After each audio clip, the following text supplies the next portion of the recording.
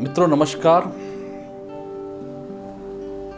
मैं आपका शुभ चिंतक देवी प्रेम आपके अपने प्रोग्राम शुभ लाभ वास्तु में सभी का तहे दिल से मैं स्वागत करता हूं, अभिवंदन धन्यवाद करता हूं। जो आप सभी का ढेर सारा प्यार स्नेह सपोर्ट हमें हमारे चैनल को मिल रहा है,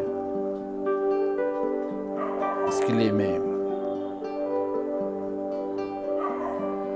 दिल से धन्यवाद करता हूं।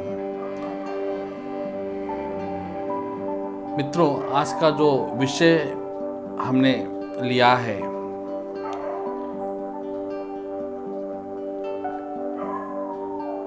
हमारे वेल विशर्स के रिक्वेस्ट पर कि घर में वास्तु के अनुकूल पूजा स्थान का छोटा सा पूजा घर कहाँ हो, कैसे हो, इसी विषय पर आज का चर्चा हम आगे बढ़ाएंगे। What is the right place to have पूजा स्थान in our house according to vastu principles. मित्रों, पूजा के लिए स्थान जो है अति उत्तम जो देखा गया है वो है पूरब की दिशा। पूरब की दिशा में यदि हम पूजा घर बनाते हैं छोटा सा या पूजा स्थान निर्माण करते हैं तो भी चलेगा। और पूजा घर में आपको कितने देवी देवताओं के मूर्तियों को रखना है या फोटोज को रखना है, तो दोस्तों काफी कम लगाना है आपको। 1, 2 या 3 या 4 या 5 ही लगाए, ज्यादा मत लगाइए।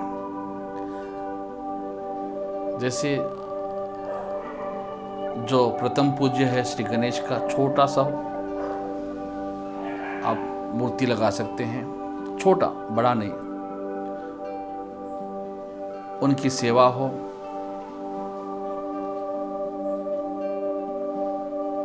उन्हें भोग चढ़ाए और आपके जो कुल देवी है या कुल देवता, आपके ग्राम देवता या स्थान देवता, जो आपके आराध्य देवता है, इष्ट देवता है, आपके कोई गुरुजन है, आप इनका ही मूर्ति वगैरह या फोटोज जो भी आप लगाना चाहते हैं लगाइए। आप पूजा घर में अन्य फोटोज जो आपको आवश्यक नहीं है आप वहां पर लगा देने से इससे भी वास्तु दोष निर्माण होता है।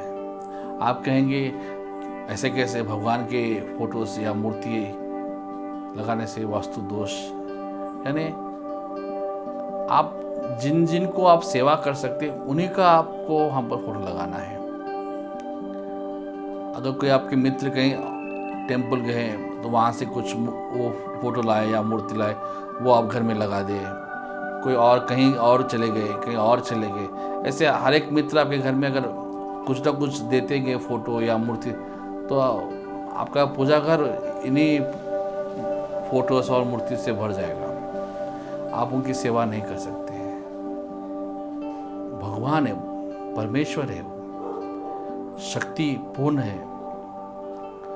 उनकी शक्ति को हमें स्वीकार करने की हमें वो शक्ति होनी चाहिए।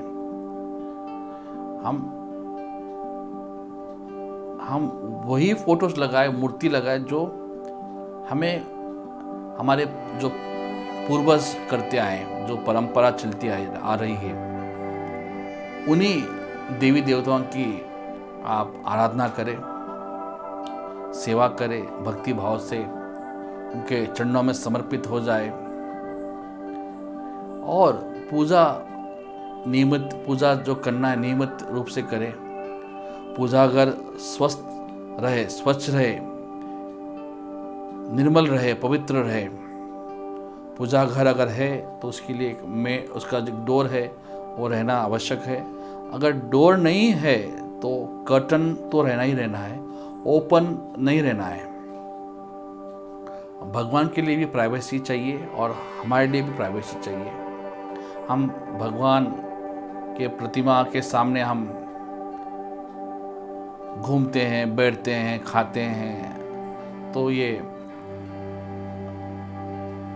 अच्छा नहीं है। उनका अनादर होता है, तो उनका आदर करें, भक्ति से, श्रद्धा से, निष्ठा से, पूर्ण विश्वास के साथ उनकी पूजा करें, पाठ करें, अर्चना करें और ध्यान भी करें। बैठकर पूजा घर में बैठकर ध्यान करें। अपने चित्त को, मन को, बुद्धि को, अपने हृदय को निर्मल करें। हृदय में उस परम तत्व का, उस शक्ति का आनंद उठाए। खुद के अंदर आत्मा की शक्ति को जागृत करें, आत्म तत्व को प्राप्त करें, आत्मज्ञान को प्राप्त करें। आत्मा परमात्मा का एकाकार हो, आपके जीवन में योग घटित हो, जीवन में सभी प्रकार के सुख समृद्धि, सभी प्रकार के आशीर्वाद से आप परिपूर्ण हो, यही मेरी शुभकामना है। आप अपने पूजा घर को व्यवस्थित रखें।